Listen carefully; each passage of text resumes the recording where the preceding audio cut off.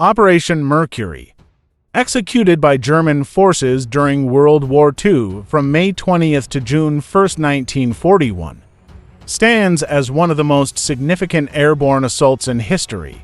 It was aimed at capturing the strategically vital Greek island of Crete. The operation showcased both the potential and limitations of airborne warfare, as well as the tactical intricacies involved in such a large-scale airborne assault.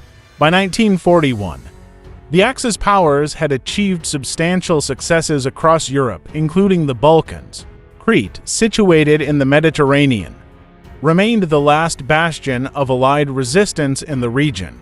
Its strategic location could provide the Axis powers, particularly Germany, with an airbase for further Mediterranean and Middle Eastern operations. In the broader context, the conquest of Crete aligned with the Axis strategy of securing the southern flank and cutting off British supply routes. Under the command of General Kurt Student, the Germans formulated a comprehensive plan for Operation Mercury. Their primary objectives included capturing key airfields on the island to facilitate air superiority and seize important communication centers. The plan also entailed engaging in glider-borne operations to capture crucial locations and ports. The operation aimed to exploit the element of surprise and swift deployment of elite Fallschirmjäger paratroopers and glider-borne troops.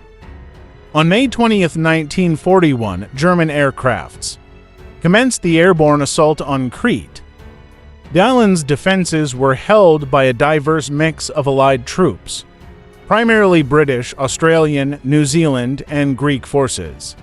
The paratroopers were dropped at various locations across the island, with the initial phase witnessing a mix of successes and challenges. The German paratroopers faced difficulties due to the scattered nature of their landings, which led to disorganization and confusion. Despite these initial setbacks, they managed to secure key locations, including airfields at Malim, Rethymno, and Heraklion. The defenders fought with determination, utilizing the island's rugged terrain to their advantage. The defenders of Crete, outnumbered and outgunned, displayed remarkable resilience. They exploited the terrain's natural features, launching ambushes and counterattacks. The Germans encountered resistance, not only in terms of direct combat but also through partisan activities. The Cretan population actively supported the defenders, providing intelligence and assistance against the occupiers. Parallel to the paratrooper drops, the Germans conducted glider-borne operations. These specialized missions involved landing troops and equipment using glider aircraft. Gliders enabled the Germans to bring heavier weaponry and equipment to the battlefield. Although some gliders were successfully deployed, they also faced challenges due to the island's uneven terrain and the defenders' tenacity. The initial chaos resulting from the scattered landings highlighted the complexities of coordinating such a large-scale airborne operation. The Germans faced difficulties in establishing a cohesive front and in effectively organizing their forces. This prompted a shift in their approach, as they began to rely on amphibious landings to reinforce their airborne troops and consolidate their control over key locations. This battle on Crete showcased the potential of airborne forces, while underscoring the challenges they faced in an ever-evolving and dynamic battlefield. Recognizing the staunch resistance of the defenders and the need to consolidate their hold on the island, the Germans decided to launch amphibious assaults to reinforce their airborne troops. These landings allowed the Germans to bring in additional troops, equipment, and supplies to bolster their positions. The decision to combine airborne and amphibious operations marked a departure from the initial plan of relying solely on airborne forces. The battle for Crete extended beyond land operations, encompassing fierce naval clashes. The Royal Navy and the German Kriegsmarine engaged in a series of confrontations around the island. The naval battles aimed to disrupt German resupply efforts and prevent reinforcements from reaching the island. Notably, the Royal Navy's losses during these battles led to its withdrawal from the Mediterranean, leaving the Axis powers with increased control over the region's maritime routes. The skies over Crete witnessed intense aerial combat between the Royal Air Force and the German Luftwaffe. The RAF launched daring air raids against German positions and transport aircraft attempting to disrupt their operations. Meanwhile, the Luftwaffe sought air superiority to ensure the success of the ground forces.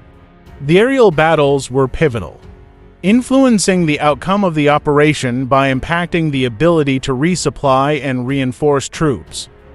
Despite the defenders' steadfast resistance, the German forces gradually gained control of key positions on the island. The intense battles, however, took a toll on both sides.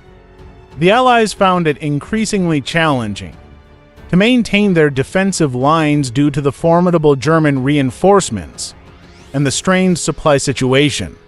Realizing the situation was untenable, the Allies decided to evacuate the majority of their forces from Crete by sea.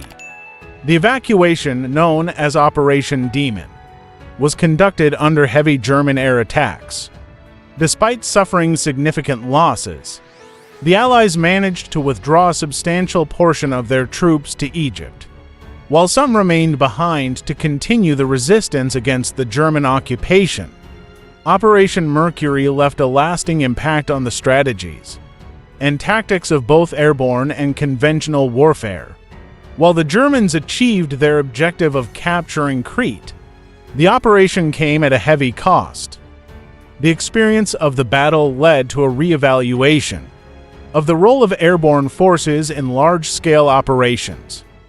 The high casualties suffered by the German paratroopers raised questions about the feasibility of such endeavors, prompting a shift toward more focused and smaller-scale airborne operations. Moreover, Operation Mercury demonstrated the potential effectiveness of combined arms tactics. The integration of airborne, amphibious, naval, and aerial operations showcased the importance of coordination and adaptability in modern warfare. The battle on Crete influenced subsequent airborne and amphibious operations, including the famous Normandy landings in 1944. Additionally, the Battle of Crete highlighted the resilience of both the defenders and the civilian population. The Cretan resistance played a crucial role in disrupting German operations and providing support to the Allied forces. The fierce determination displayed during the battle left a lasting legacy of bravery and perseverance. In conclusion, Operation Mercury stands as a testament to the complexities and challenges of airborne warfare. The operation's success in capturing Crete demonstrated the potential of airborne forces, while the difficulties encountered underscored the need for flexibility and adaptation in the face of changing circumstances. The battle's impact on tactical doctrine and its lessons continue to resonate in military thinking to this day. Thanks for watching. Remember to like, share, and subscribe. See you soon in next video.